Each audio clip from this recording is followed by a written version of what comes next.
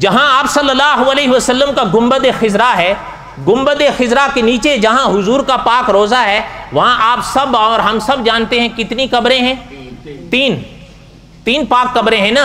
एक आका सल्लल्लाहु अलैहि वसल्लम की है, और एक हजरत रफीक दम हिजरत की है, दूसरी हजरत उमर बिन खत्ताब की है रजी अल्लाह अन्हुमा। ऐसा ही है ना। और चौथी की जगह, चौथी बोलो ना, चौथी की जगह और वो हजरत ईसा बिन मरियम के लिए है, और वो आज भी है, और वो आज भी है।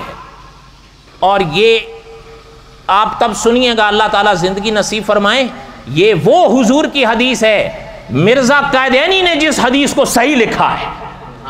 हम कहते हैं हम तो अब उसी को ईसा बिन मरियम मानेंगे जिनकी कब्र हुजूर के पहलू में होगी। सही है या नहीं? अब जिसकी कब्र कादियान में है वो गलत कह रहा हूं।